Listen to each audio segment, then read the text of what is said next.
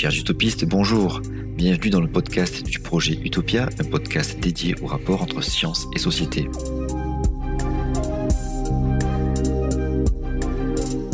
Aujourd'hui, nous accueillons Sacha Altay, qui est docteur en psychologie cognitive et dont le travail porte essentiellement sur la question des fake news.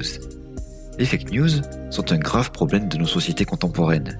En règle générale, ce que l'on en pense, ce qu'on entend ou ce qu'on en lit, c'est qu'elles influenceraient la population. Elles engendreraient de fausses croyances pouvant pousser les gens à se détacher de la réalité pour tomber dans une représentation du monde alternative où, par exemple, les vaccins ne seraient qu'un moyen pour Bill Gates et ses amis de contrôler le peuple via des nanoparticules connectées à la 5G. Mais une grande part de la littérature scientifique sur la question ne semble pourtant pas tellement raccord avec cette vision des choses.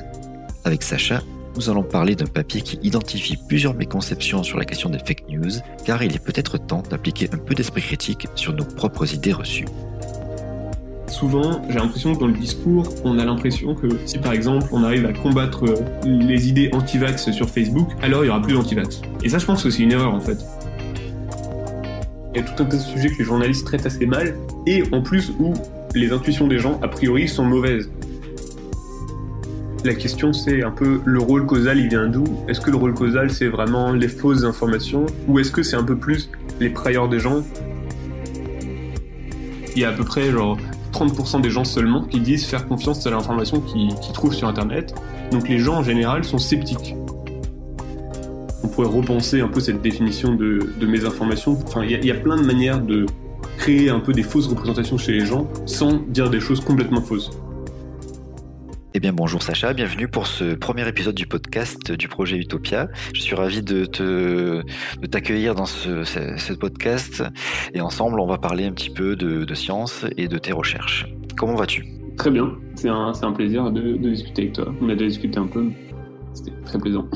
Et donc le sujet du papier dont on va parler aujourd'hui, ça va être les fake news et en fait la désinformation en général et comment elle est traitée en sciences et toutes les idées reçues en fait qu'on peut avoir en sciences. Et ce qui est intéressant dans ce papier donc que tu as écrit coécrit du coup avec Manon Berich et Albito Acerbi, vous pointez vraiment du doigt en fait des points qui vous semblent cruciaux à éviter en fait pour que la recherche elle avance correctement sur le sujet. Donc du coup est-ce que tu pourrais nous parler un petit peu déjà de qu'est-ce qui vous a poussé à faire ce papier, quel était l'objectif, et ensuite on va développer petit à petit les points importants quoi.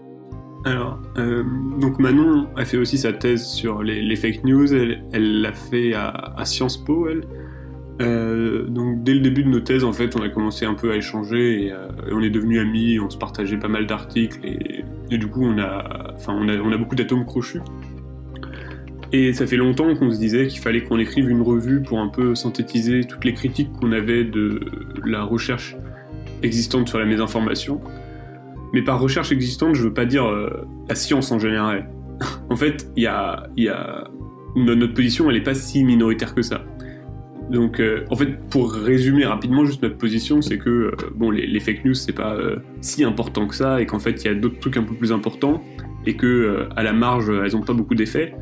Mais en fait, il y a toute une littérature en media study, donc en étude des médias, et donc qui est plutôt de la sociologie, mais aussi un peu de la sociologie des réseaux, des trucs comme ça, qui partagent cette position, et toute une littérature en sciences politiques qui partage aussi cette position. C'est juste que depuis l'élection de Donald Trump en 2016, il y a eu tout un regain d'intérêt pour la recherche sur le faux, la mésinformation, etc., qui, on pense, a amené beaucoup de chercheurs à s'intéresser au sujet sans faire trop attention à tout un tas de recherches qui a été fait avant et qui montrait par exemple que les médias en général ont assez peu d'influence sur les gens, que les campagnes électorales en général ont assez peu d'influence sur les opinions des gens, que la propagande, que la publicité, etc. ont en fait très peu d'influence. Et donc il y a beaucoup de gens, notamment des psychologues, dont je fais partie, qui arrivent un peu avec leurs gros sabots et qui font plein d'études et qui disent « Ah, regardez, on a piégé les gens dans une expérience, et ils ont dit qu'ils allaient partager des fake news, donc si, ça... » Et nous, on dit « Oh là là, en fait, les gars, calmez-vous un peu, les expériences que vous faites, par exemple, elles sont pas très écologiques, etc. » Donc en gros, disons que cette critique et cet article, ils critiquent principalement les psychologues, et le discours un peu médiatique qu'il y a autour de la mésinformation. Donc c'est un peu vraiment ça qui nous a motivé à écrire l'article. C'est un peu la critique du discours médiatique et la critique d'une approche en psychologie de la mésinformation. Est-ce que tu peux préciser juste le terme écologique, peut-être pour certains qui ne le connaissent que sous l'acception dont la plupart des gens connaissent, c'est-à-dire l'écologie au sens nature, etc. Très intuitivement, en fait, une mesure, par exemple, écologique du partage d'informations, c'est tout simplement de regarder les gens qui partagent des informations sur leur téléphone de manière naturelle, comme ils le feraient dans des conditions normales, disons. Alors qu'un contexte non écologique, c'est par exemple mettre les gens dans un laboratoire et leur demander à quel point est-ce que vous auriez envie de partager cette information. Donc c'est dans un contexte expérimental, c'est artificiel, d'une certaine mesure. Ça ne veut pas dire que ça n'a aucune valeur et que c'est nul. Moi-même, j'utilise cette méthode, mais disons qu'il faut en être conscient de ses limites. C'est-à-dire que du coup, ces limites-là, ça peut être qu'une fois que ça devient réel, c'est-à-dire que dans un contexte réel, il y a d'autres facteurs qui rentrent en ligne de compte qui peuvent atténuer les effets qu'on détecte en laboratoire, par exemple, ou les contrecarrer. Un exemple assez frappant, c'est quand on demande aux gens à quel point est-ce que vous auriez envie de partager cette news sur les réseaux sociaux. Il peut y avoir, par exemple, on va dire 30% des gens qui disent « Ah, peut-être que je partagerai cette fake news ». Ils disent ça dans les sondages et dans les expériences en ligne, par exemple. Mais quand on donne la possibilité aux gens de partager la news sur leur mur Facebook, par exemple, ou leur mur Twitter, alors là, la propension, elle passe de 3% à genre 1% ou 0,1%. En gros, quand les gens doivent passer à l'acte et que c'est du comportement et plus seulement de l'intention ou de comme ça, là, vraiment, ça réduit drastiquement. Et c'est en ça que faut prendre avec des pincettes toutes ces mesures où il y a des gens qui disent qu'ils vont partager des fake news, parce que quand on regarde dans la nature, on voit qu'il y en a très peu qui en partagent, et quand on laisse vraiment la possibilité aux gens d'agir, alors ils n'agissent pas. Ouais, du coup, ça vous en parlez dans le papier, c'est alors je sais pas si vous l'exprimez comme ça, mais je connaissais déjà, c'est le gap intention-action. En fait, c'est le passage vraiment En fait, il y a plusieurs étapes, en fait, pour arriver jusqu'au partage, et celui-là, c'est un gap, en fait, qui est il y a rien que le fait de passer à l'action, en fait, ça nécessite un effort, ça nécessite plusieurs choses, non seulement l'effort, mais aussi le fait qu'après tu vas être confronté à la vie de tes contacts, etc. Ouais. Et donc tu as plein de choses en fait qui rentrent en ligne de compte, qui sont pas forcément évaluées lorsqu'on décide de le faire, lorsqu'on se dit tiens, ce serait bien de le faire. Ouais, exactement. Dans ce papier, on évoque ce point en particulier pour un peu nuancer l'influence qu'auraient les fake news, parce qu'en fait, il y a quasiment aucun papier, si ce n'est aucun papier, qui mesure l'influence qu'elles ont sur le comportement des gens. Et par comportement, je veux dire vraiment des choses que les gens font. Tous les papiers qui existent, ils mesurent soit l'intention de faire un comportement, comme j'ai l'intention de me faire vacciner, ou alors des attitudes comme je suis plutôt pour les vaccins ou je suis plutôt contre les vaccins. Mais il n'y a aucun papier qui mesure vraiment genre, les attitudes des gens. Enfin, leur comportement, pardon. Leur comportement. Si tu veux bien, on va passer aux arguments que vous avancez, mais en tout cas aux points que vous avez mis en avant qui sont problématiques selon vous. Alors, je pense que ce serait pas mal de se baser sur le tableau, parce qu'il résume bien en fait un petit peu tout ça. Donc, on va faire le premier point, c'est Internet est rempli de désinformation. Donc ça, en fait, c'est un a priori, ou en tout cas une idée reçue qu'on peut avoir sur Internet. Il y a des études qui sont penchées sur la question et qui ont essayé d'évaluer à peu près la proportion en fait de désinformation qu'il y a à l'intérieur. Du coup, qu'est-ce que vous avez à dire là-dessus ? Alors, l'un des premiers points qu'on fait, c'est de dire que, en fait, c'est pas faux comme de dire qu'il y a beaucoup de mésinformations. Mais ça dépend encore une fois. Tu fais une nuance entre désinformation et mésinformation, parce que le papier c'est misinformation, mais du coup. Ouais, non, pardon, je veux dire, c'est juste qu'en français ça n'existe pas mésinformation. Je sais pas si ça n'existe pas, mais j'ai déjà vu appliquer pour faire la différence entre la désinformation volontaire et la désinformation involontaire, en fait. Ouais, c'est pour ça qu'on l'utilise en anglais, mais là je l'ai adapté, mais je préfère utiliser mésinformation, et je pense que les gens vont comprendre. Ça veut juste dire des informations fausses qui sont partagés sans forcément avoir l'intention de nuire ou quoi que ce soit à autrui. En gros, c'est pas forcément intentionnel, quoi. D'accord, ok. Donc dans ton acception, ça va comprendre. C'est surtout le non intentionnel, en fait, du coup. Ou c'est les deux mélangés? Ça peut être intentionnel, mais c'est juste qu'on est un peu agnostique, quoi. En fait, je suis agnostique parce que souvent c'est trop difficile d'établir l'intention. Surtout à partir de traces sur Internet. Donc quand on voit des comportements sur Internet qui ont eu lieu, on peut pas se mettre dans la tête des gens et se demander quelle était leur intention. Des fois on peut l'inférer, on peut jouer un peu, mais je préfère ne pas le faire. Très bien. Donc par rapport à Internet et la désinformation, je te laisse continuer. Ouais. Alors ce que je voulais dire, c'était que c'est pas forcément faux de dire qu'il y a beaucoup de mésinformations, mais par exemple c'est encore plus vrai de dire qu'il y a beaucoup de chats. Il y a beaucoup de chats sur Internet. Il y a beaucoup de tout sur Internet. Genre quand on voit la quantité de choses qu'il y a sur Internet, c'est absolument incroyable. Et du coup, il faut la comparer à quelque chose. Et donc, un des points qui, je pense, est intéressant à comparer, c'est de la comparer à l'information qui est considérée comme fiable, qui vient, par exemple, du journal Le Monde. Donc, et quand on compare la mésinformation aux news, donc aux news fiables, ou en tout cas pas fausses, qui sont sur Internet, on se rend compte que la mésinformation est vraiment toute petite, dans le sens où elle représente au maximum 5% des news que consomment les gens sur leur téléphone ou sur leur ordinateur. Et cette proportion est un peu plus importante sur Facebook. Donc il y a une étude là par exemple qui vient de montrer que c'est à peu près 15% des news que les gens voient sur Facebook qui sont de pas très bonne qualité. Donc c'est pas forcément faux, mais en tout cas c'est de pas très bonne qualité. Donc sur Facebook c'est plus important. Donc ils voient ou qu'ils partagent? Non, là c'est qu'ils voient. C'est vraiment, c'est la seule étude presque que je connais là-dessus. C'est vraiment c'est impression. Donc c'est vraiment que ça a été sur leur feed. Ouais. Donc c'est un truc à garder en tête, c'est que il y a quand même 15%, c'est quand même pas mal. Hein. 15% c'est quand même pas mal, ouais. Mais il y a quand même pas mal de. Moi par exemple, j'ai fait une étude là où on regarde ce qui s'est passé pendant la pandémie entre 2016 et... Enfin, pas pendant la pandémie, mais... Enfin, si.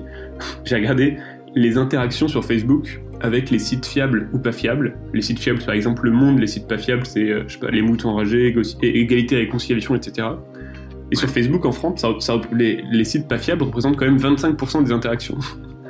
Donc, c'est quand même énorme. Et quand on compare à d'autres pays comme l'Angleterre, c'est plutôt 2-3%. L'Allemagne, c'est plutôt 8%, et les États-Unis, c'est aussi assez important sur Facebook. Mais ces pourcentages sont beaucoup plus petits quand on les compare au trafic vraiment sur Internet en général, plutôt que Facebook en particulier. Donc tout ça pour dire que la mésinformation, c'est pas énorme, donc dans le sens où genre il y en a pas partout, dans le sens où il n'y a pas autant de chats, comparé aux news. Donc il n'y a pas énormément de mésinformations comparé aux news, mais ensuite l'autre point qu'on fait, c'est que les news, c'est tout petit sur Internet. C'est-à-dire que quand on compare les news au reste de ce que font les gens sur Internet, il y a une étude en France qui a montré par exemple que la consommation de news, c'était à peine 3% de ce que faisaient les gens sur Internet.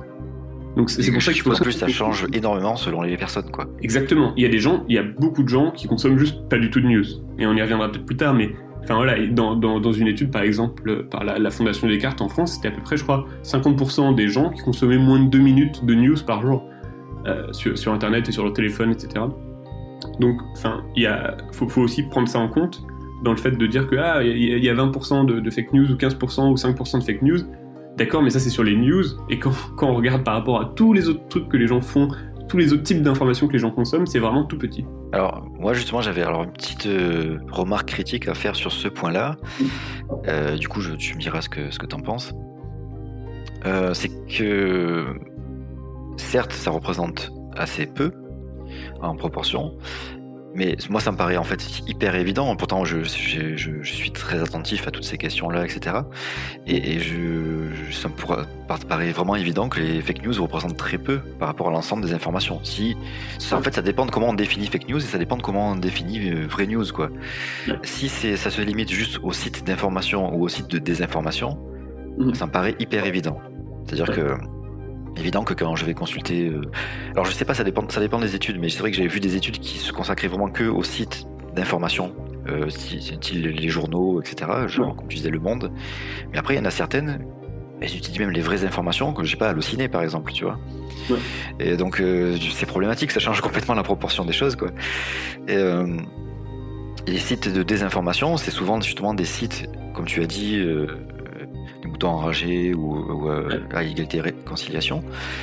Mais au final, il y a aussi énormément de commentaires qui sont pas du coup tirés de sites qui vont propager des fake news, des commentaires sous des publications ou des captures d'écran, des réseaux qui sont plus compliqués à analyser, où justement il y a plus de fake news qui se répandent que sur Facebook par exemple, où il y a un peu plus de modération. Il y a quand même il y a pas mal de paramètres, je trouve, qui manquent ou qui sont flous en fait, qui permettent pas vraiment de donner des chiffres aussi précis que ce qu'on a, et qui pour moi ça me semble problématique en fait d'affirmer qu'il y en a si peu que ça en fait déjà de base, parce que ça dépend de comment on définit fake news, ça dépend de comment on les analyse, c'est quand même assez problématique. En gros, je suis d'accord avec toi, notamment et je pense que c'est d'autant plus vrai dans des pays où il y a peu d'études, comme par exemple l'Inde ou des pays du Moyen-Orient ou le Brésil ou des endroits comme ça, où les réseaux sociaux principaux où les gens communiquent le plus, c'est pas des réseaux publics qu'on peut analyser, mais des réseaux privés comme WhatsApp ou Telegram ou Signal, etc. Donc dans ces pays-là, il y a potentiellement un problème de mésinformation, mais on va y revenir. Je pense que dans ces pays-là, comme par exemple en Inde, là par exemple aujourd'hui, le nombre de fake news qu'il y avait en Inde dans les médias mainstream, ils mettaient des fausses images d'avions qui sont... Oui, ça aussi, ça fait partie ça fait partie des critiques aussi que j'aurais sur ce truc-là, c'est qu'effectivement, si on considère d'office que BFM TV, par exemple, c'est un média d'information fiable parce qu'il y a des journalistes, des vrais journalistes dedans, c'est problématique parce que les médias, déjà eux-mêmes, ils peuvent en créer plus ou moins volontairement, mais surtout, ils peuvent aussi partager des fake news, ne serait-ce que pour en parler, et du coup les rendre publics et les faire connaître, quoi. Alors, j'avais lu une étude, alors j'ai pas cherché, j'avais pensé mais j'ai oublié de la chercher, faudra que je la mette en source. J'avais lu une étude qui justement attaquait ce point-là en disant attention, en fait les médias ils rendent bien plus connus les fake news que les débunkers ou les débunkers et les médias pardon, que les fake news eux-mêmes, que les complotistes eux-mêmes, quoi. C'est-à-dire que dans les complotistes en fait ça circule dans leur propre milieu. Et c'est assez petit, quoi, finalement, c'est assez marginal. Mais au final, dès que les médias s'en emparent ou les débunkers s'en emparent, ça filtre en fait ailleurs. Et même si les gens, on va dire, vont développer un petit peu plus d'esprit critique face à ce type d'informations parce qu'ils sont pas forcément déjà dans l'état d'esprit de les accepter facilement, mais ça peut faire petit à petit, ça peut peut-être se diffuser, faire son effet à long terme, quoi. À voir. Alors, je suis totalement d'accord. Et pour terminer le point, oui, pardon. Oui. Du coup, ça me fait penser à ce truc-là et j'en avais pas parlé dans ma question. Je pense que tu as raison. En gros, c'est clair que on sait pas trop ce qui se passe. Enfin, vraiment, c'est compliqué de vraiment bien estimer la proportion. Mais disons qu'il y a aussi des études qui se basent au niveau du contenu et pas au niveau de la source, et qui se basent vraiment au niveau des news qui ont été partagées et qui ont été vraies ou fausses. Et même ces études-là trouvent que c'est tout petit. Mais en gros, à mon avis, les estimations, elles monteront pas au-dessus, par exemple, en tout cas sur les réseaux que je connais, je parle pas de WhatsApp, etc., où il y a quasiment pas d'estimation de ça, mais des réseaux comme Facebook, etc., par exemple, le 25% que j'ai trouvé, en France, c'est absolument énorme, et ça m'étonnerait qu'on trouve plus que ça mais un quart, après, on pourrait dire que c'est vraiment beaucoup, et que c'est beaucoup trop. Après, encore faudrait-il que ça ait de l'influence ou quoi, et c'est une autre question. Ça, on en parlera peut-être après aussi. Mais donc, en gros, je suis d'accord que c'est un point qui est discutable. Hein. C'est juste que de dire qu'il y en a beaucoup, c'est un peu trompeur, quoi. Je me demande en fait si même déjà dire qu'il y a une méconception sur l'idée que Internet est rempli de désinformation. Je me demande en fait qui dit ça vraiment en fait, tu vois.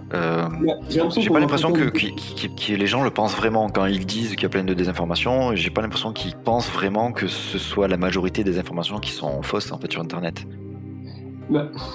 En fait, je pense qu'ils disent qu'il y en a suffisamment beaucoup pour qu'on ait du mal en fait à déterminer, à faire la différence entre une vraie info et une fausse info, quoi. J'ai plus l'impression que c'est ça le discours. il y a quand même des gens comme par exemple, moi j'aime beaucoup Gérald Bronner qui dit par exemple que depuis la dérégulation du marché de l'information à l'ère d'Internet, maintenant qu'il n'y a plus de gatekeeper, en gros maintenant qu'il n'y a plus de journalistes qui filtrent l'information, alors maintenant en gros c'est le bazar, c'est n'importe quoi, c'est l'anarchie, les gens font n'importe quoi, les gens s'en fichent de la vérité, etc. Je caricature un peu. Mais il y a quand même cette idée-là, hein. Il y a quand même l'idée que sans nos bons journalistes, etc., bah, les gens, en fait, laissés à eux-mêmes sur Internet, font n'importe quoi et croient n'importe quoi. Et ça, je pense que, évidemment, là je le caricature un peu, mais je pense qu'il y a quand même cette idée... Tu caricatures, mais en même temps, c'est vrai que ça peut être un discours qui transparaît un peu malgré lui, peut-être, parce que quand il passe dans les médias et qu'il fait passer ces discours-là, forcément, il a moins de temps, il est obligé de simplifier, on le coupe, il y a plein de raisons qui font que son discours il est un peu altéré et que du coup, l'idée qui peut rester, effectivement, peut-être que c'est ça, quoi. Ouais, mais après, je pense qu'il y a de bonnes raisons pour croire qu'il y a beaucoup de mésinformations sur Internet, c'est que aujourd'hui, on peut la voir. Avant, c'était des gens qui en discutaient, c'était du bouche à oreille, etc. Maintenant, ça laisse des traces, c'est cumulatif. On peut le voir, on peut l'étudier. Et aussi, moi, je pense que notre sensibilité vis-à-vis du faux augmente. C'est-à-dire que on est de moins en moins tolérant envers le faux, etc. Et que du coup, ça nous choque encore plus en fait de voir des trucs faux, notamment avec des outils comme par exemple Twitter, qui rassemble des gens qui sont en général très critiques, qui vont très facilement critiquer les autres, etc. et qui sont là pour ça. Et donc, en fait, c'est des gens qui vont être très actifs, que ce soit les critiqueurs ou les gens qui partagent des informations fausses. Et du coup, c'est vrai qu'en ce sens-là, Internet, Gérald Bronner par exemple disait que c'est une démocratie où il y en a qui votent 1000 fois et où il y en a d'autres qui votent pas. Et c'est l'idée que vraiment, en fait, par exemple, les gens qui partagent du faux, eux, ils votent des milliers de fois, c'est-à-dire que leur voix, on la voit un peu partout, et du coup, on a l'impression qu'elle est elle est de fait surreprésentée comparée vraiment au pourcentage de juste la majorité qui est silencieuse, qui dit rien, qui a la flemme un peu de prendre parti, ou qui en fait juste s'en fout. Et de même pour les débunkers, un peu. Il y a toute une communauté, un peu même pendant le Covid, qui s'est développée de gens comme les anti-vaxeuses ou les trucs comme ça, qui sont vraiment des communautés un peu rationalistes qui viennent contrer et faire la guerre un peu aux fake news. Et eux aussi sont très visibles, alors même qu'ils représentent une toute petite partie des gens. Donc Internet un peu biaise c'est un peu un prisme qui biaise notre... oui, il y a un effet de loupe en fait. Ouais, donc c'est en ça que je pense que Internet fait ça. Et je me demande aussi si... Alors Internet, mais aussi les médias finalement. Et je me demande si en fait il n'y a pas aussi une question d'intérêt culturel, c'est-à-dire que moi par exemple je travaille dans le milieu, on va dire, de l'information et de la culture, et forcément les gens avec qui je travaille, on est sensible en fait à ces questions-là. Les journalistes, ils travaillent sur l'information, ils sont sensibles à ces questions-là, les profs, les chercheurs, etc., ils sont sensibles à la question de la vérité, et du vrai, etc. Et donc dès qu'on va voir en fait un truc qui est faux, ça va un petit peu nous titiller, quoi, et donc ça nous intéresse d'essayer de contrer ces arguments-là. Mais c'est peut-être pas le cas de tout le monde en fait. Je me rends compte en fait en faisant des ateliers par-ci par-là avec des collégiens, etc. Qu'il y en a beaucoup qui sont complètement désintéressés de ces questions-là et ça les touche pas du tout, quoi. Et donc ouais, vu que c'est les médias et les politiques, parce qu'ils se pensent aussi sensibilisés par ces questions-là, qui en parlent beaucoup, ça fait un effet de loupe. On centralise en fait l'attention sur ça et du coup ça donne l'impression qu'il y en a beaucoup plus que ce qu'il y en a réellement. Je pense. Et après, je pense qu'il peut y en avoir plus pendant certaines périodes ou quoi, mais que ça reflète d'autres problèmes qui sont, par exemple, je sais pas, la montée du populisme ou la montée de je ne sais quel problème social qui va être associé à la montée des fake news. On va peut-être en reparler après, mais par exemple, ça a été très documenté que avant les j'ai le mot en anglais, ethnic riot, comment on appelle ça en français ? Avant les actes violents envers des minorités, en gros, par exemple, quand il y a des gens qui s'organisent pour aller, je sais pas, attaquer des juifs, attaquer des roms ou quoi, avant ces événements violents ethniques, il y a toujours des rumeurs qui se diffusent juste avant. Et il y en a beaucoup qui ont argumenté et théorisé que c'était pour faciliter la coordination un peu. C'était pour se dire, ok, bon les gars, on est tous d'accord, on n'aime pas les juifs, on va aller les attaquer demain. Et pour justifier ça, un peu, tu dis un peu tout et n'importe quoi, tu dis qu'ils ont volé des enfants, ils ont fait ci, ils ont fait ça. Et c'est pour ça qu'il y a plein de rumeurs antisémites, anti-roms, etc., qui prennent juste parce que en fait, tu as des gens qui sont antisémites, anti-roms, et qui ont aussi envie de potentiellement passer à l'action. Alors, on peut passer, je pense, au point suivant. Ouais. La désinformation est juste un problème de médias sociaux. Donc là aussi, j'ai un petit souci avec le fait qu'il y ait marqué juste. Je pense que personne aussi dit ça, en fait, que c'est juste les médias sociaux qui créent les problèmes. Mais c'est vrai qu'on centralise beaucoup l'attention, et notamment dans la recherche, il me semble que c'est souligné dans l'étude, si je me rappelle bien, que vu que c'est plus simple en fait d'étudier sur certains médias sociaux comme Twitter et Facebook, les chercheurs se concentrent là-dessus, mais pas trop sur le reste, quoi. Ouais. Alors du coup, est-ce que tu peux développer ? Ouais. L'un des points que tu mentionnais tout à l'heure, par exemple, c'était et que j'ai mentionné avec les médias indiens qui ont partagé beaucoup de fake news aujourd'hui, c'est que en fait c'est assez difficile et c'est souvent un peu technique de estimer un peu la prévalence de la mésinformation dans ces médias, dans les médias en fait, ou dans la vraie vie quand les gens se parlent entre eux, etc. Donc quand les gens parlent entre eux, ça paraît évident parce qu'on peut pas le mesurer. Mais quand c'est les médias, souvent, c'est aussi difficile d'établir que c'est complètement faux, parce que, disons qu'il y a quand même très peu de fake news dans les démocraties modernes, à part, il y a certains pays, genre en Inde, en Chine, etc., où bien sûr la qualité des médias est moindre qu'en France, par exemple, ou en Angleterre. Mais par exemple, si on veut estimer la proportion de fake news dans le monde, en France, c'est un enfer, enfin, ça va être très très difficile. Et je pense que des fake news, on va pas vraiment pouvoir en trouver. On va pouvoir trouver des informations un peu biaisées, on va pouvoir trouver des types d'informations qui peuvent être problématiques, mais pas des fake news ou pas de la mésinformation. Et c'est en ça aussi que on pourrait repenser un peu c'est pas moi qui le dis, hein, mais on pourrait repenser un peu cette définition de mésinformation pour juste parler en fait d'informations problématiques. Et une information problématique, ça peut aussi être je sais pas, aujourd'hui, ne pas traiter des problèmes ukrainiens et de juste parler en gros, ne pas parler de certaines choses, ça peut être un biais et ça peut influencer un peu l'opinion des gens. La traiter de manière biaisée, il y a plein de manières de créer un peu des fausses représentations chez les gens sans dire des choses complètement fausses. Et ça, c'est un type un peu nuancé quoi, de mauvaise influence qui est très difficile à mesurer. Et a priori, en gros, il y a toute une littérature en sociologie sur, par exemple, le agenda setting, donc la mise à l'agenda en français. C'est l'idée que les médias, ce qu'ils peuvent faire, c'est orienter un peu les sujets auxquels les gens pensent et la façon dont ils y pensent. Donc, par exemple, on peut orienter l'attention sur l'immigration et concentrer le focus sur l'immigration en parlant d'immigration illégale. Donc ça, c'est un truc que les médias peuvent faire et ça peut influencer un peu, par exemple... quel candidat va avoir un peu l'ascendant sur l'autre, etc. Parce qu'il y a certains candidats qui vont plus facilement pouvoir discuter de ce sujet-là, etc. Donc ça peut avoir une influence. Et ça, c'est des choses un peu plus subtiles qui sont assez difficiles à mesurer. Comment on estime, par exemple, s'il y a une mise à l'agenda, genre là, par exemple, il y a une mise à l'agenda du problème de l'invasion russe en Ukraine, mais est-ce qu'on va considérer ça comme de la mésinformation ? A priori non, mais c'est compliqué.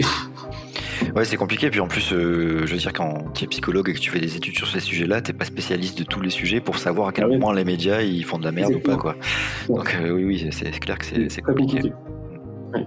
Et par exemple, juste pour terminer sur les réseaux sociaux, il y a un focus vraiment très, très important, l'attention se concentre sur Facebook, et donc il y a des raisons que ça se concentre sur Facebook, comme je disais, c'est toujours le réseau social le plus utilisé, il y a quand même pas mal de mésinformations dessus, mais il faut quand même dire qu'ils ont fait beaucoup d'efforts de modération, etc., que la plupart des pages de mésinformations importantes ont été bannies, donc ils ont fait quand même beaucoup d'efforts, et il y a d'autres réseaux qui en font moins, comme par exemple YouTube, où les réseaux cryptés ils peuvent quasiment rien faire, donc... Et Twitter, par exemple, le réseau social sur lequel les chercheurs ont le plus porté leur attention, il semblerait que ça ait plutôt des effets assez positifs sur à peu près tout ce qu'on ait mesuré, dans le sens où, par exemple, l'utilisation de Twitter, ça augmente les connaissances politiques, ça augmente plusieurs types de connaissances, mais après c'est aussi que c'est les gens qui utilisent Twitter abondamment, c'est des gens qui sont intéressés par l'actualité, qui sont intéressés par la politique et qui viennent là pour ça. Et donc l'utilisation de Twitter c'est associé à... Oui, ça dépend forcément des réseaux que tu fréquentes. Mais disons que si on compare, peut-être on fait une sorte de balance bénéfice-risque. Je suppose que ce que tu veux dire là, c'est qu'il y a plus de bénéfices en général à utiliser Twitter que j'allais dire de maléfices. C'est pas le terme. Je pense que Twitter c'est un très bon outil. Ouais. Après évidemment ça va être utilisé par certains pour partager des choses fausses parce que c'est les gens intéressés par notamment la politique, etc. Donc forcément il y aura de ça. Mais je pense qu'en général je préfère un monde avec Twitter que sans Twitter. On passe au point suivant. Les fausses informations se répandent plus vite que les vraies. Alors ça, semble-t-il, par contre, c'est une vraie fake news sur les fake news, quoi. Parce que c'est vrai que c'est un truc qui a été très répandu dans les médias, on en parle beaucoup, il y a même des chercheurs que j'entends régulièrement le dire. En tout cas, et le dire de manière vraiment acceptée, alors que, semble-t-il, l'étude qui a montré ça, elle est quand même discutable. Est-ce que tu peux préciser ? Alors, principalement, ce qu'a fait cette étude, donc elle est citée déjà plus de 3000 fois à peu près, je crois, ou en tout cas 2000 au minimum en 2 ans, c'est ce qui est vraiment beaucoup. Et elle a vraiment reçu une attention médiatique considérable. Ce qu'elle a comparé, c'est qu'elle a analysé la diffusion des informations fausses qui ont été fact-checkées sur Twitter contre les informations vraies qui ont été fact-checkées sur Twitter. Sauf que donc, les informations fausses fact-checkées, il n'y a pas de problème, on ne peut pas vraiment faire autrement, c'est une catégorie qui paraît assez raisonnable. Mais la catégorie des vraies informations fact-checkées est vraiment très étrange, dans le sens où il y a beaucoup d'informations vraies qui vont jamais être fact-checkées et qui vont être absolument virales. Donc, comme exemple, il y a par exemple, je sais pas, l'arrivée de Lionel Messi au PSG, ça va pas être fact-checké. Le mariage princier en Angleterre, ça va pas être fact-checké parce que il y a à peine il y a pas grand chose à fact-checker, quoi. Genre, ils se marient, c'est une information vraie, c'est comme ça. Et il va y avoir des millions, des centaines de millions de personnes qui vont écouter cette information, regarder le live, etc. Et ça, c'est des informations qui vont être virales sans être fact-checkées. Et il y a aussi tout un type d'informations qui sont à la limite d'être des news, mais qui sont considérées par certains comme des news, comme par exemple, je sais pas, des trucs sur le sport ou quoi, qui sont des informations, mais pas forcément sur l'actualité, mais l'actualité sportive en particulier, qui sont pareil, complètement virales, genre les résultats du Super Bowl, il y a tout un tas d'informations vraies qui ne sont pas prises en compte dans cette étude, qui sont évidemment absolument virales, et donc ça, eux-mêmes, les auteurs ont reconnu cette limite. Oui, mais après, c'est pas inintéressant peut-être comme approche, mais le problème, c'est que ça a été complètement... Enfin, l'interprétation qui en a été faite après, elle est complètement foireuse, en fait. Ça étudie pas du tout les fausses informations face aux vraies informations. C'est dans un certain contexte bien précis, et qui n'est pas inintéressant en soi, en fait, je trouve, de voir que les vraies fake news, elles ont été plus partagées que les fausses fake news. En tout cas, des informations où il y avait une sorte de flou autour d'elles. C'est plus les fausses informations qui ont été partagées que les vraies. Je trouve que c'est quand même intéressant comme info, en fait, à savoir. Après, c'est vrai que c'est pas du tout la même chose que dire qu'elles se répandent plus vite que les vraies informations, quoi. Ouais, bien sûr. Et après, faut quand même se rappeler que, par exemple, il y a BuzzFeed qui ont fait beaucoup d'articles pour recenser. À chaque année, ils recensent sur Facebook les fake news qui ont eu le plus de succès. Et je vous invite à les regarder. Si vous tapez, par exemple, BuzzFeed top 50 des fake news, si vous regardez les fake news qui sont les plus partagées, c'est vraiment des fake news un peu, c'est des mèmes, c'est des trucs drôles, c'est des trucs qui ont vraiment rien de méchant, quoi. Enfin, c'est pas du tout la mésinformation comme on se la représente. Ça va vraiment Et du coup, on peut se poser la question, quand c'est des mèmes, des choses comme ça, même moi, je pourrais, je pense, liker un mème rigolo complotiste. Bah bien sûr. Et même, c'est vraiment des trucs, il y en a, c'est des blagues. Et c'est là que des fois, en fait, pour moi, il y a toute une réflexion sur notre rapport à la réalité et à la fiction sur Internet, qui est très compliquée, dans le sens où il y a des communautés qui créent des délires, qui s'amusent, qui sont un peu dans leur monde, quoi. Et t'as des acteurs extérieurs qui vont venir essayer d'interpréter et de comprendre, mais qui vont en fait complètement mésinterpréter et pas comprendre Par exemple, récemment, et c'était absolument génial, enfin pas récemment, c'était il y a quelques mois, il y avait une communauté qui s'amusait à dire que l'animateur Nagui, le présentateur télé, il lacérait des poneys. Donc vraiment, c'était son hobby. Il maltraitait des poneys. Je crois qu'il les lacérait. Enfin, c'était vraiment un truc sale. Mais où vont-ils chercher tout ça? Et j'ai oublié pourquoi il faisait ça, mais en gros, il s'amuse. Enfin, c'était une blague. Ça avait pas vocation à être une news ou quoi. Juste en gros, c'est comme si c'était par exemple un groupe d'amis qui discutaient entre eux. Il y en a un qui a fait un mème là-dessus. Et ensuite, ils ont repris le truc. Ils se sont amusés à le pousser dans leur petite communauté et à s'amuser. Mais ils avaient aucune prétention à ce que ce soit vrai, ou ils voulaient absolument pas nuire à Nagui. Et il y a des communautés extérieures qui d'un seul coup sont tombées là-dessus, se le sont appropriés et se sont dit non mais attendez les gars, c'est absolument fou, c'est n'importe quoi, Nagui est en train de se faire diffamer, etc. Et ça a pris toute une ampleur, c'est allé dans les médias, etc.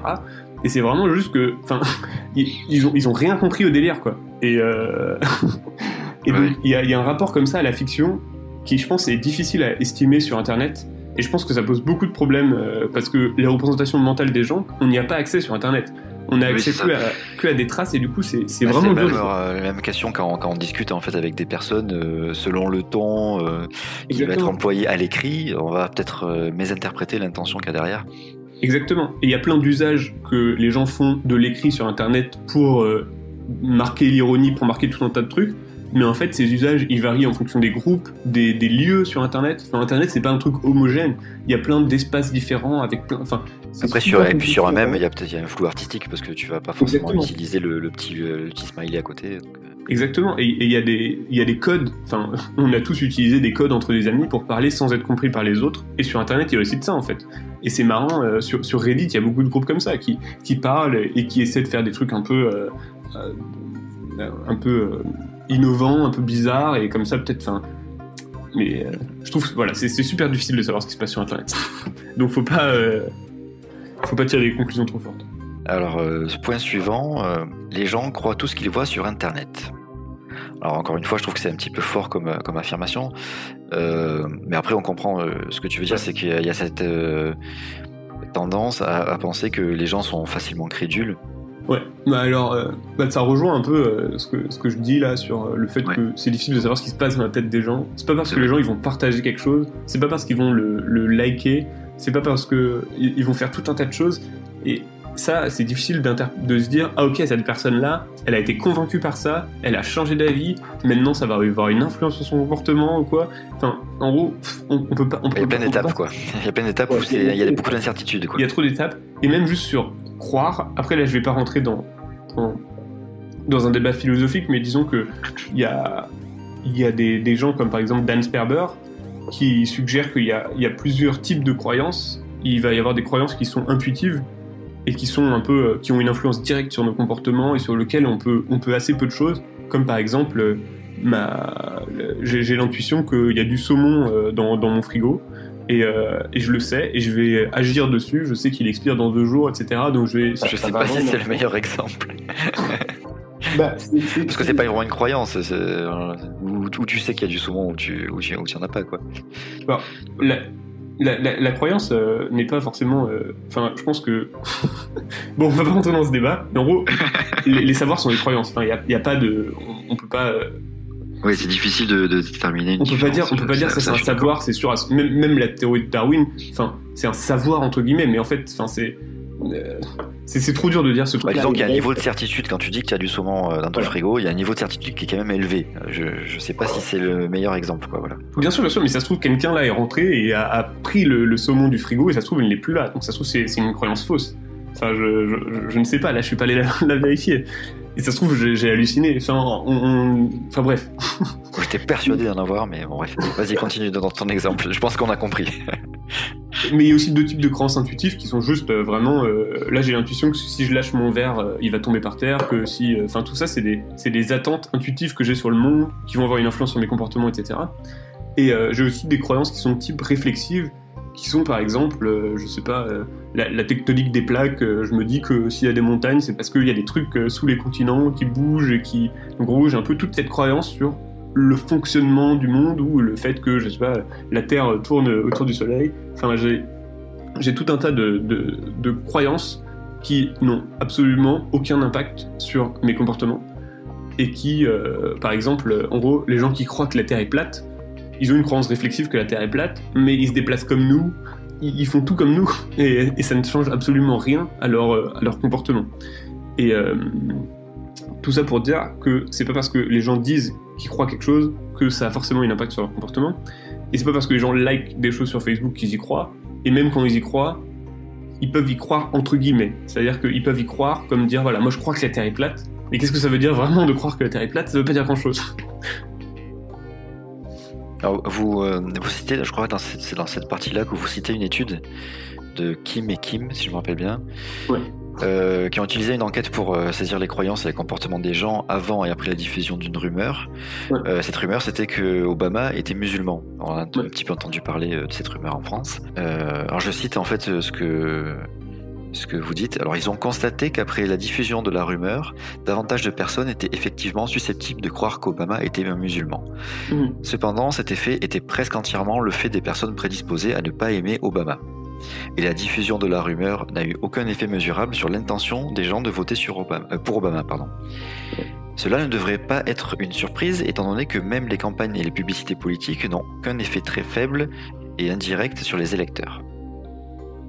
Donc ça c'est un petit peu, ça rejoint ce que tu disais tout à l'heure, que tout ce qui est publicité, tout ce qui est propagande, etc., ça n'a pas beaucoup d'effet. En tout cas c'est ce que disaient les études sur ces questions. Mais ça me semble quand même délicat personnellement de tirer une conclusion sur ce type de travaux. Alors je m'explique, je sais pas si je vais être clair, je vais essayer. J'ai l'impression moi que c'est un peu de tarte entre guillemets. On sait que les campagnes de pub, donc les propagandes ont un impact infime. Pourtant on essaye de voir si une fausse info va changer plus de choses, alors que déjà on sait que ça change peu de choses. Donc pour moi c'est un peu le serpent qui se mord la queue, c'est un peu absurde. Changer les intentions de vote c'est super compliqué.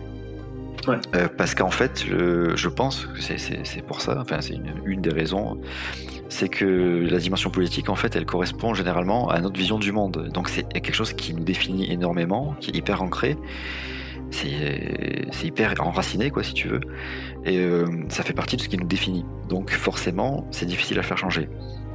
En revanche, je me pose des questions sur tout ce qui est des fausses infos, qui s'attaquent à des choses sur lesquelles on a peut-être peu de connaissances ou peu d'a priori forts et qui nous définissent moins finalement, tu vois. Donc par exemple, je sais pas, on va prendre l'exemple des OGM. Alors des gens qui sont très contre les OGM, puis t'as des gens qui savent pas trop. Mais je pense que la plupart des gens en fait ne vont pas aller faucher les OGM dans les champs, tu vois, ils sont pas assez investis pour faire ça, ni manifester dans la rue même, parce qu'on voit bien qu'il n'y a pas beaucoup de manifestations contre les OGM, à part chez les écolos, très très écolos. Pourtant, si on leur propose du maïs OGM et juste à côté du maïs non OGM, je suis prêt à parier ils préféreront manger en fait du maïs non OGM. Parce que on sait jamais, cette idée, tu vois, on sait jamais, avec tout ce qu'on entend, si c'est vrai, je vais pas prendre le risque, quoi. Et donc si un vote devait se faire sur les OGM, je pense que la majorité de la population serait contre. Alors, je suis complètement d'accord. Je suis encore d'accord. Et il y a encore, je précise juste un peu notre point, il y a un autre point en fait, je pense, qui est pas pris en compte dans ce genre de considération, en fait, c'est la durée, c'est le temps. C'est-à-dire que ok, quand on mesure un truc avant et après, on peut mesurer des différences qui sont petites, mais quand on a des informations en fait qui sont très diffuses dans la société depuis longtemps, est-ce que c'est là sur le long terme ça influence pas? Je pense pas qu'il y ait des études sur cette question-là parce que c'est compliqué, je pense, à faire, mais je pense que c'est plus sur cette acception-là qu'on peut se poser des questions sur les fake news, quoi. Ouais. Alors, premièrement, je suis d'accord avec toi, sauf qu'en fait, la plupart des études qui s'intéressent à l'impact, ou en tout cas qui spéculent sur l'impact des fausses informations, s'intéressent à ce qui peut avoir de l'impact, en fait, ce qui compte, comme par exemple, je sais pas, l'intention vaccinale, les votes au présidentiel, etc.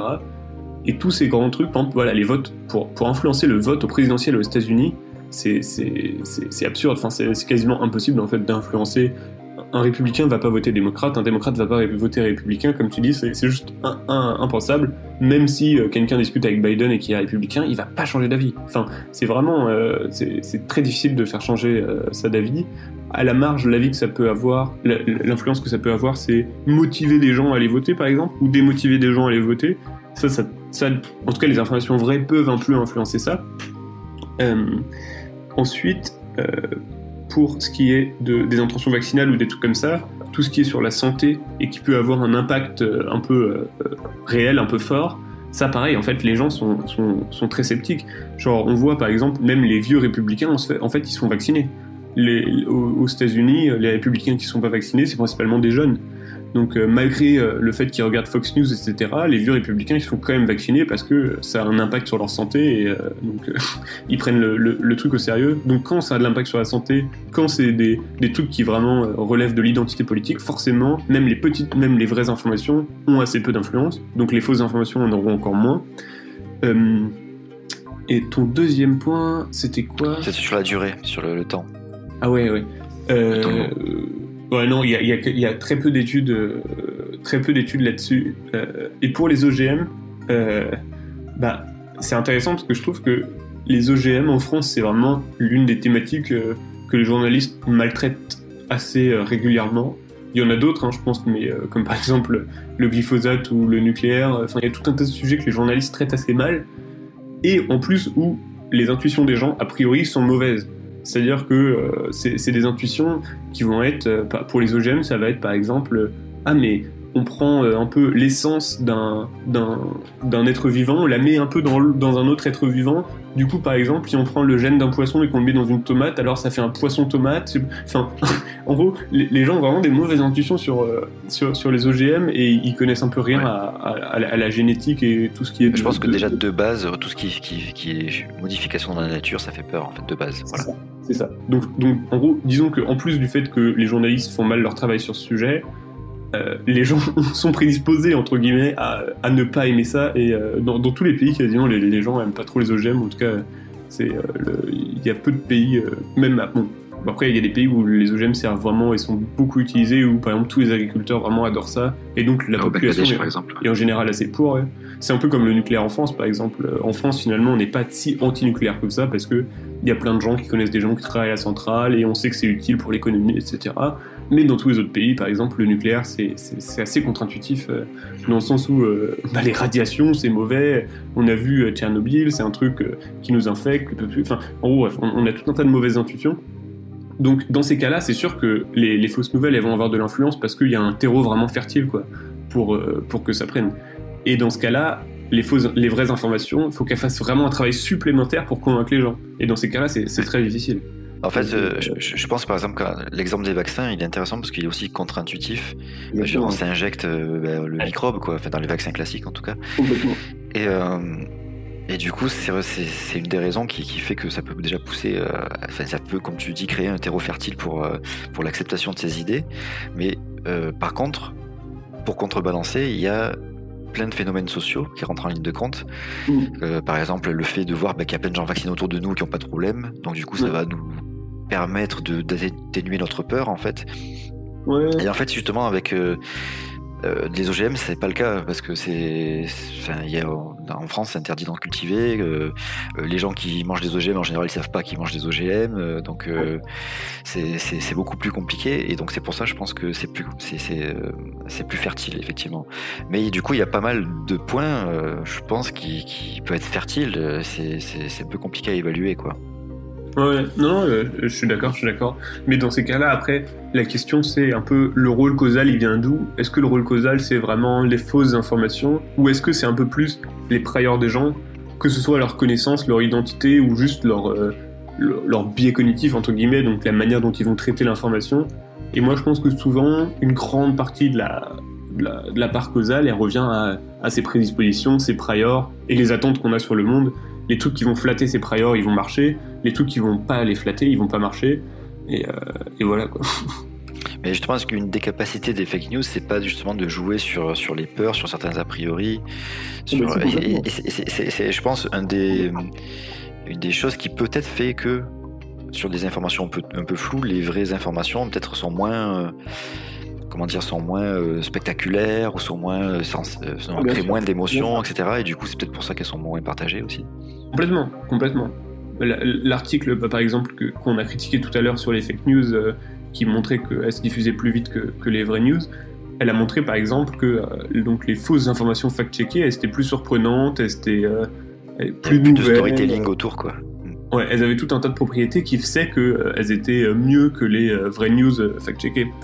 Et Et par exemple, aux États-Unis, les gens qui partagent des fake news pro-Trump, c'est des gens qui sont pro-Trump, qui sont très républicains, assez âgés et qui partagent ça.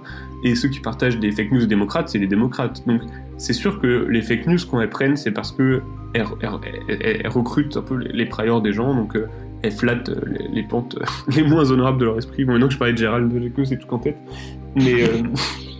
Mais c'est pour ça que ça marche. Et c'est en ça que la probabilité que ça ait une influence sur le comportement des gens, elle est assez faible, dans le sens où c'est des gens qui sont pro-Trump, qui vont partager des trucs pro-Trump. Au pire, en fait, ça va peut-être un peu les radicaliser, ou ça va un peu augmenter la polarisation affective, dans le sens où peut-être qu'ensuite les démocrates ils vont se dire « Oh là là, putain, ces républicains qui partagent des fake news, ils sont vraiment cons », et donc c'est pas bien pour la démocratie. Mais disons que ça va pas avoir... Enfin, voilà, le modèle d'influence causale des fake news est complexe, disons. Oui, ça c'est certain. Après, moi je suis d'accord pour dire que le passage à l'action, il est compliqué. Mais j'ai vraiment cette impression moi, que c'est plus la société qui pousse souvent à l'inertie en fait. C'est-à-dire que, par exemple, pour rester un petit peu dans le domaine de l'écologie, tu sais que ta voiture elle pollue, mais tu dois aller au boulot quand même. Donc tu vas prendre ta voiture et t'as pas forcément les moyens de te payer une voiture électrique qui pollue moins ou des trucs comme ça parce que ça coûte bien plus cher pour l'instant en tout cas.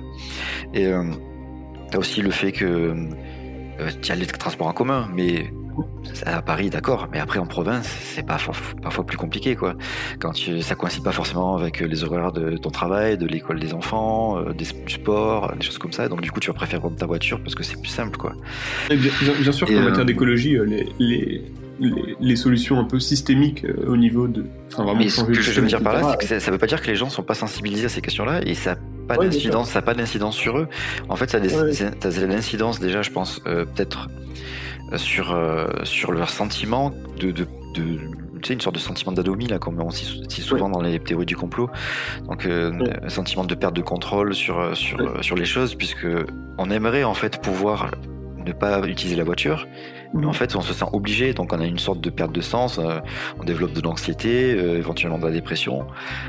Et est-ce que du coup, sur le long terme, en fait, avoir laissé comme ça diffuser des idées qui peuvent peut-être accentuer en fait ce sentiment d'inertie et d'incapacité, comme on peut le voir avec les théories du complot, est-ce que ça peut pas pousser à avoir aussi une société qui développe énormément d'anxiété, de dépression, des choses comme ça, quoi. Tu vois, qui sont pas forcément dans les attitudes, les problèmes, dans les intentions de vote, peut-être moins aussi, mais peut-être dans d'autres domaines de la vie, quoi. Ça, je sais pas si c'est étudié. Je crois qu'au niveau des théories du complot, il y a des études sur l'anxiété et la dépression et des choses comme ça, mais après, sur l'ensemble des fake news, je suis pas sûr. Ouais, c'est compliqué. Là, j'ai une étude qui me vient en tête, qui vient de sortir de... Alors moi, j'en ai une aussi, hein. J'ai une de Koenig et Hall, qui date de... Voilà, attends, je relis un petit peu. Ils ont interrogé en fait entre mai et juin 2020 plus de 800 adultes issus de 8 pays différents, donc Angleterre, Belgique, Canada, États-Unis, Hong Kong, Nouvelle-Zélande, Philippines, Suisse, donc il y a quand même un petit peu des pays de plusieurs continents. Le résultat indique que le fait de s'informer via les médias numériques et des proches, donc des amis, de la famille, etc., plutôt que par les médias traditionnels et des experts en santé, était associé à une adhésion accrue aux théories du complot et aux fausses informations concernant la Covid-19 et à de plus forts sentiments d'anxiété et de dépression. Voilà.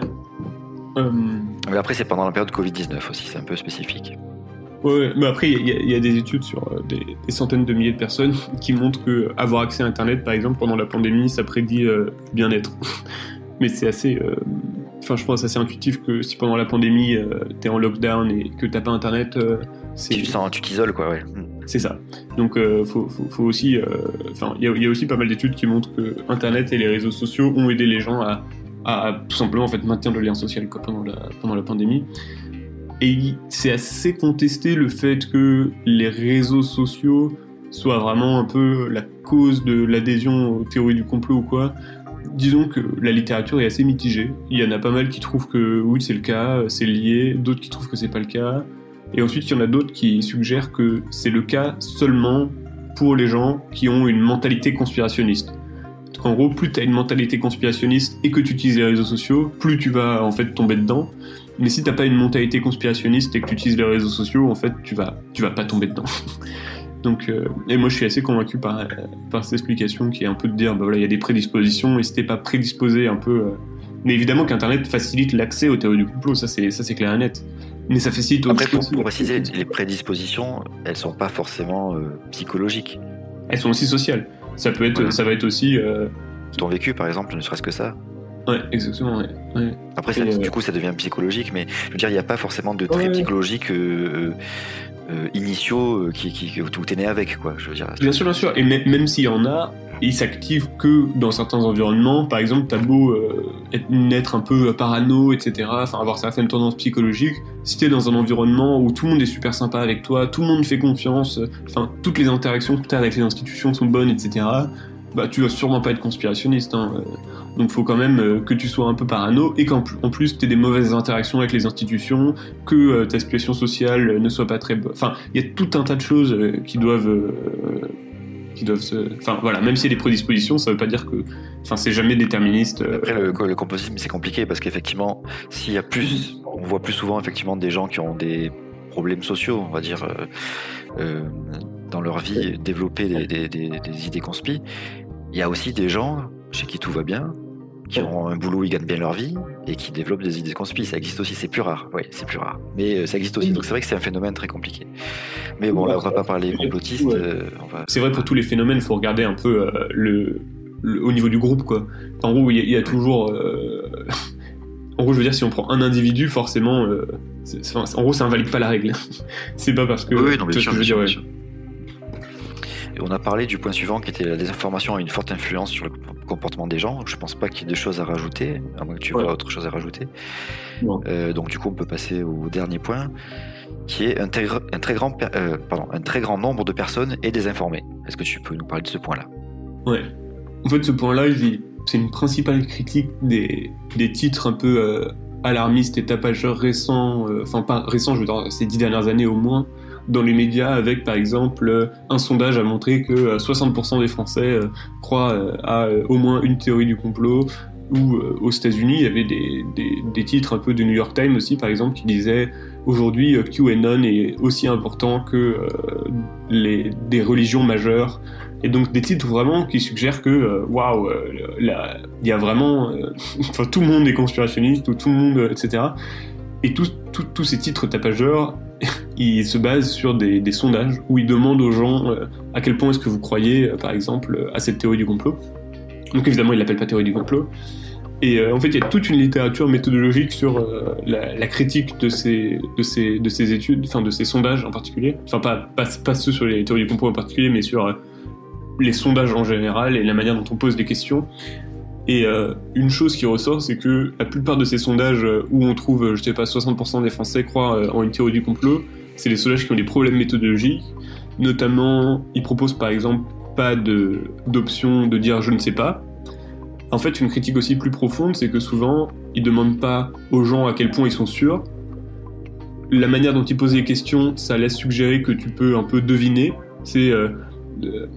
j'ai pas les mots en français, mais voilà, ça suggère un peu que tu peux deviner. Et aussi, ils demandent pas, par exemple, ils vont te dire est-ce que le 11 septembre est en fait un coup des États-Unis, et tu as à dire de 1 à 10 oui ou non, en gros. Mais ils demandent pas est-ce que le 11 septembre n'est pas un coup, est-ce que la version officielle est vraie. En fait, souvent, ils proposent pas de dire qu'on est d'accord avec la version officielle, et ça, c'est un problème parce que, notamment, on sait que les gens dans les sondages, ils ont tendance à plus dire oui que dire non. Donc il y a tout un tas de problèmes méthodologiques qui sont assez bien établis, qui surestiment cette part de gens qui sont mésinformés. Je pense que tu fais notamment référence à un sondage en France qui est... Enfin, même deux, parce qu'ils en ont fait deux années d'affilée, de celui de Conspiracy Watch, notamment, qui a été pas mal critiqué en fait pour ces raisons-là. Je sais pas si tu veux te baser essentiellement sur ça, ou s'il y en a d'autres en fait, dans d'autres pays peut-être qui avaient les mêmes problèmes.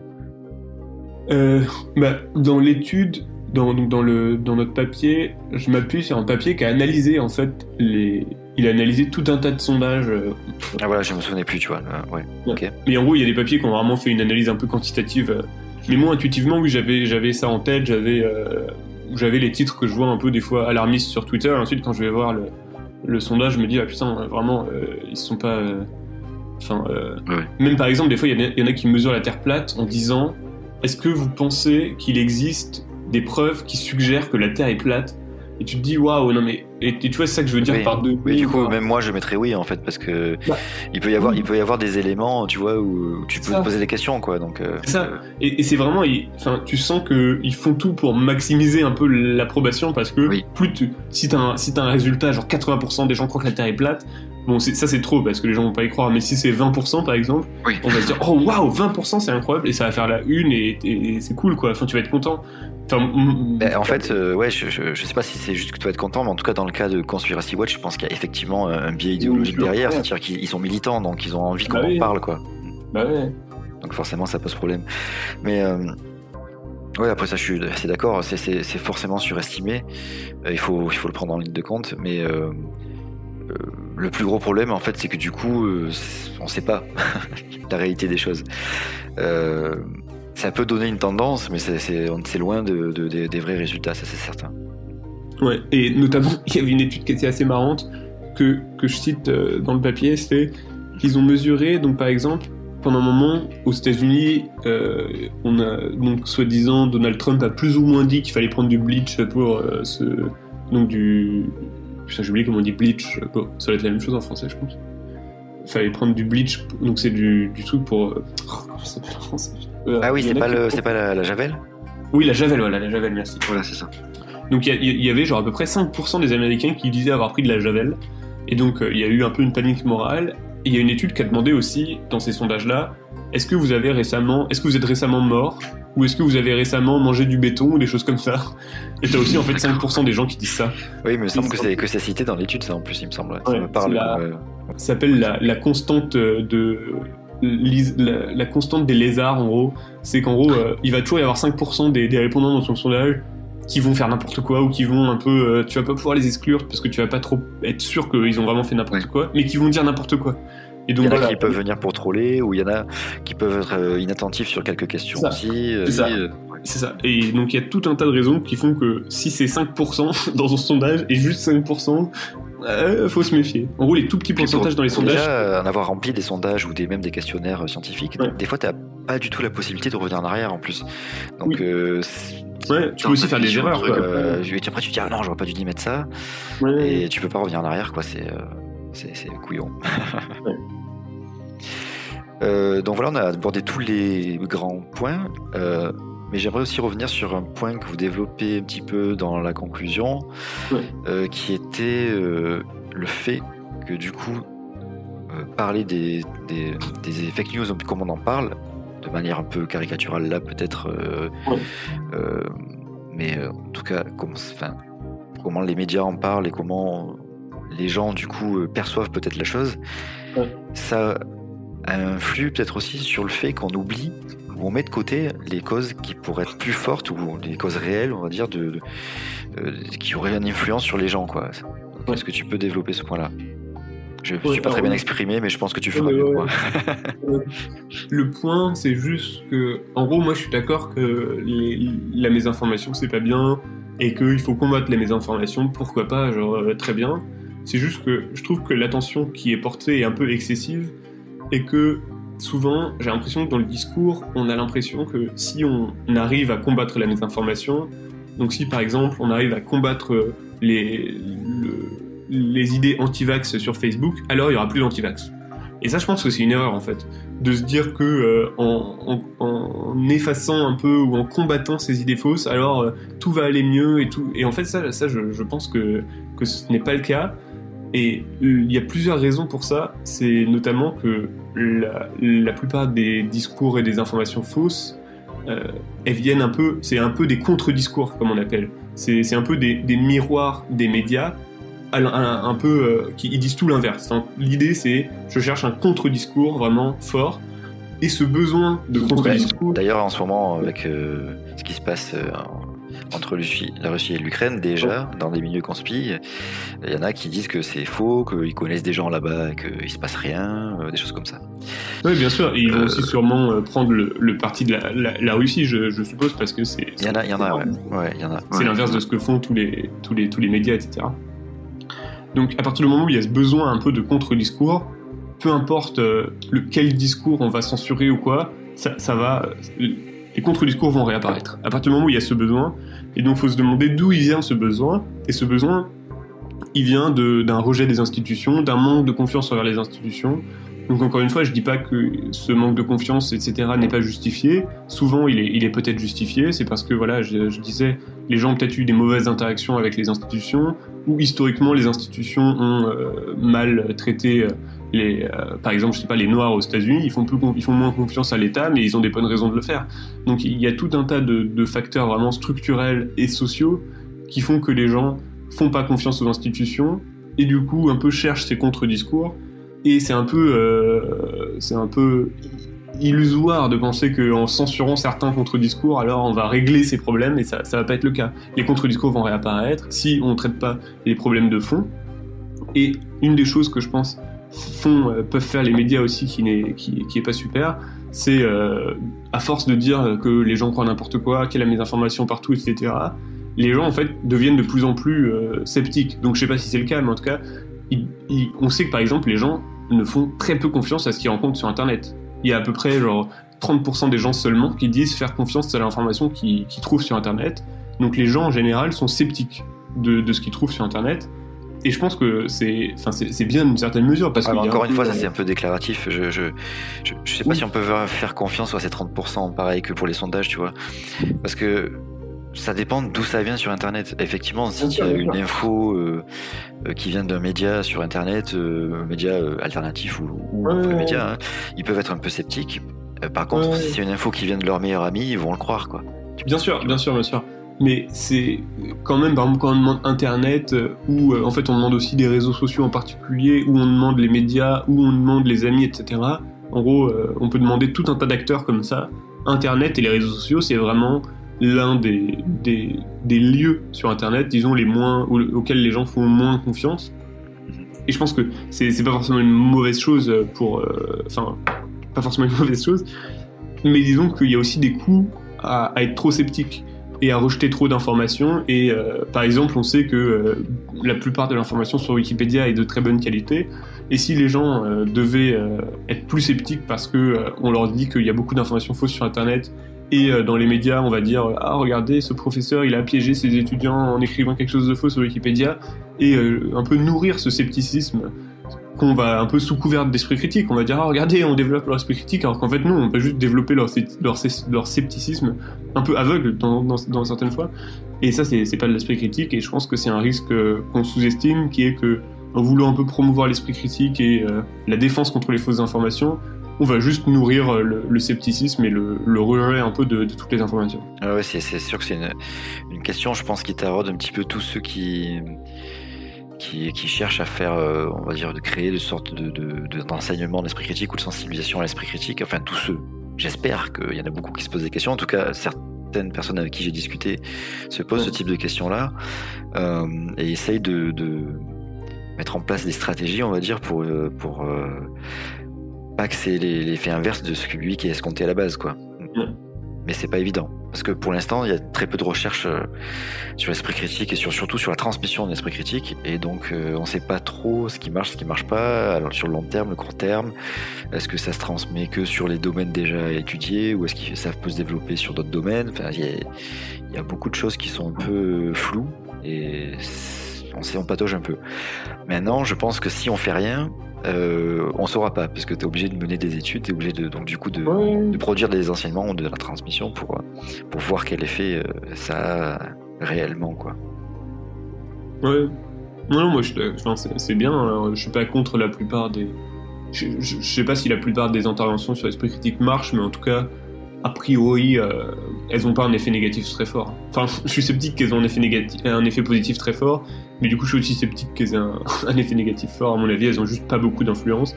En tout cas, la plupart, parce que comme tu dis, en fait, on sait pas trop ce qui marche pas. Donc les gens un peu expérimentent, et pour l'instant, je pense qu'on est vraiment un peu dans les débuts, quoi. Après, on n'est pas expert de cette question-là, mais c'est ce que j'ai pu lire par-ci par-là et ce que j'ai pu comprendre en échangeant avec des gens qui étaient plus experts que moi, du coup.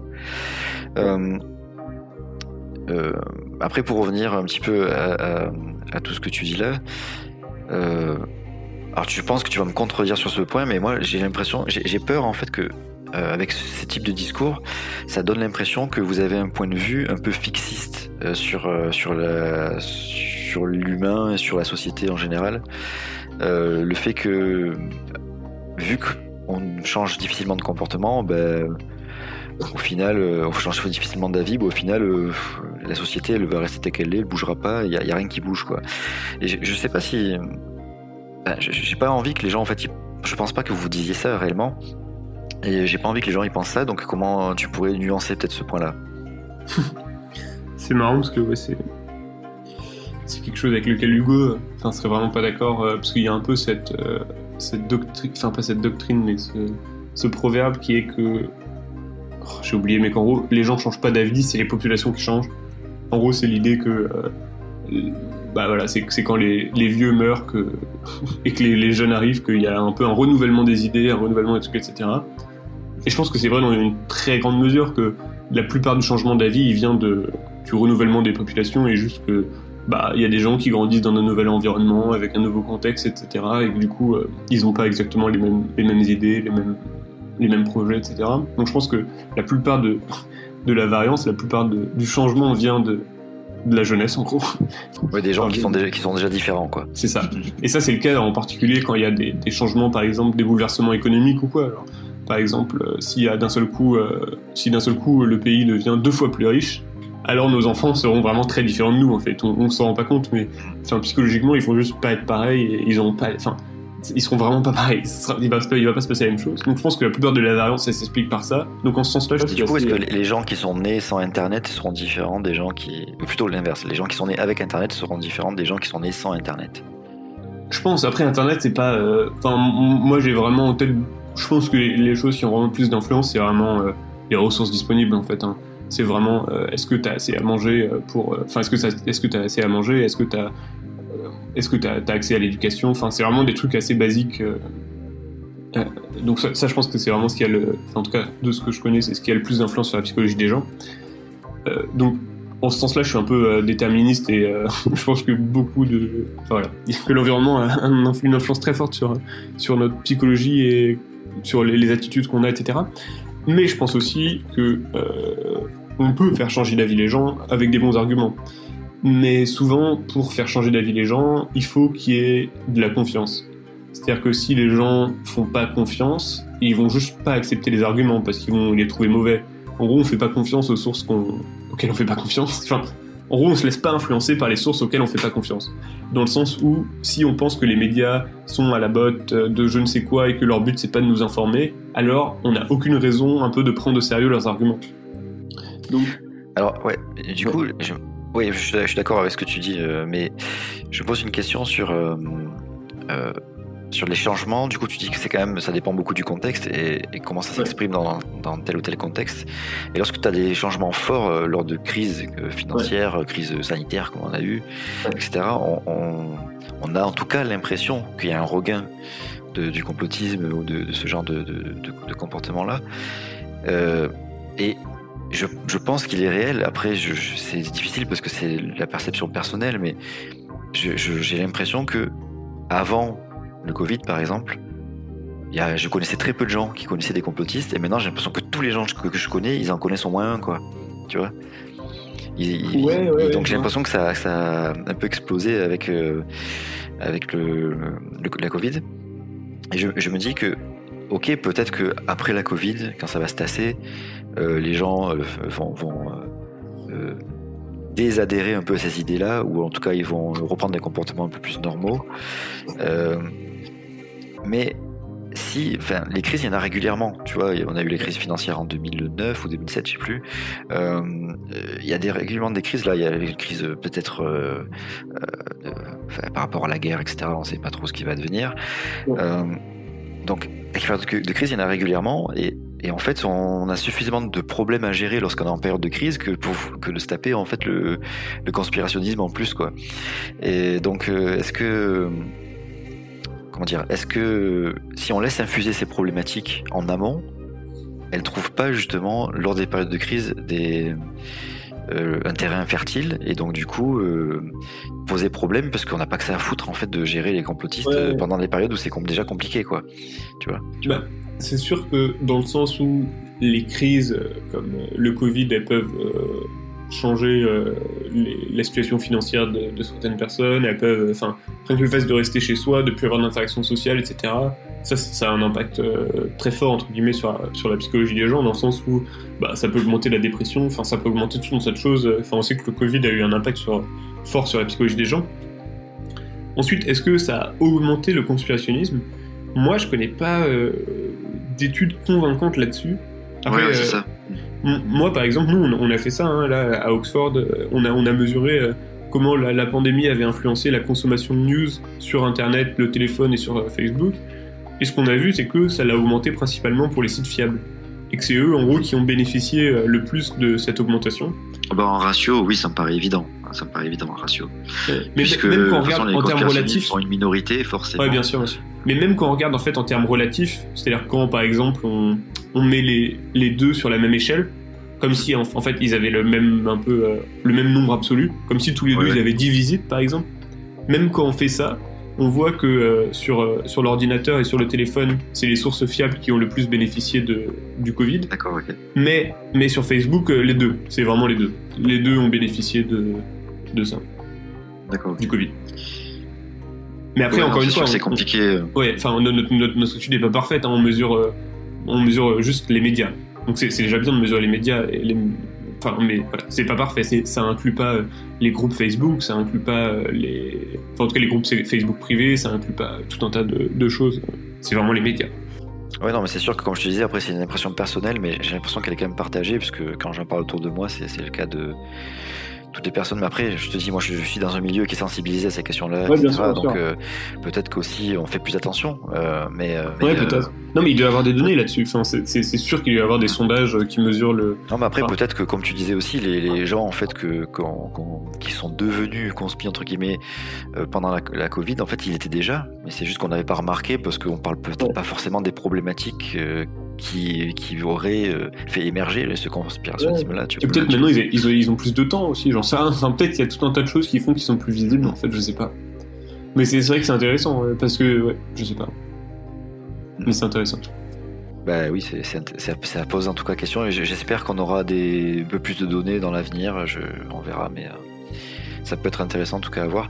En tout cas, il me semble que, pour en avoir discuté déjà avec certains chercheurs, ils me disaient que en général, quand tu es dans un contexte de crise, il y a un regain. Maintenant, est-ce que ce regain il a des conséquences particulièrement fortes? C'est discutable, quoi. Il y a différentes théories quand même. En fait, il y a des théories qui disent, après ça revient à la sociologie assez ancienne, mais il y a des théories qui disent qu'en temps de crise, si les moyens de communication officiels et en gros les moyens de communication les plus accessibles, ils sont fonctionnels et les gens leur font confiance, alors c'est vers ça que les gens vont se tourner. Mais si, par exemple, il y a un ouragan et en gros il n'y a plus les médias, il n'y a plus la radio, il n'y a plus rien, alors dans ces situations-là, il va y avoir plein de rumeurs, parce que juste les gens vont pas pouvoir faire sens de ce qui se passe, du coup ils vont juste communiquer à fond, sauf qu'il y aura pas un peu d'autorité centralisée qui va gérer tout ça, et du coup en fait il va y avoir plein de rumeurs. Et du coup ça rejoint un peu ce que dit Bronner, quoi, le fait qu'il y ait des garde-fous entre guillemets de l'information permet de neutraliser en fait un petit peu le fait que ça peut partir dans tous les sens, quoi. Oui. Après là c'est vraiment...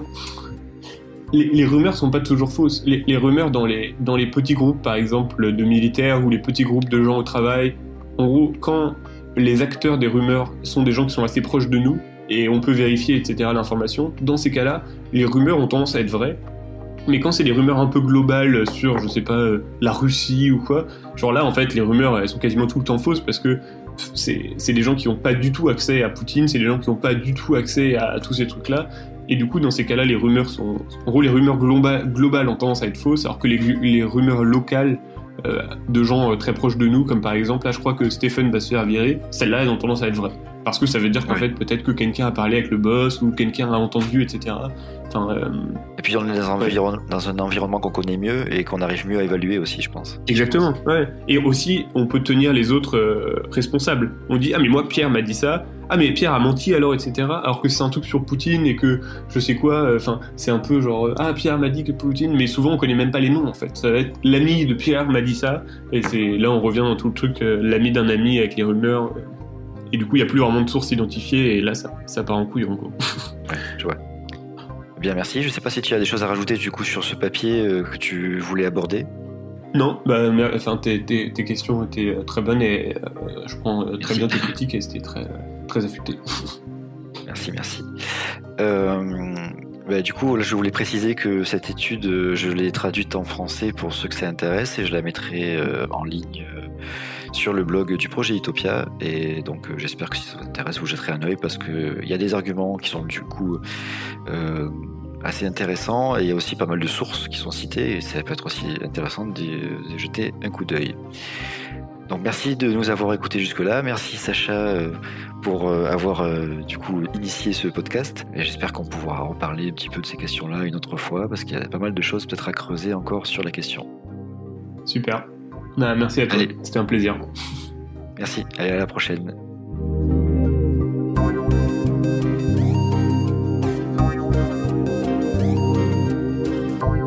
Merci beaucoup de nous avoir écoutés jusqu'au bout. Si vous avez aimé ce podcast, n'oubliez pas de partager son lien sur les réseaux sociaux. Vous pouvez également nous suivre sur Facebook et Twitter.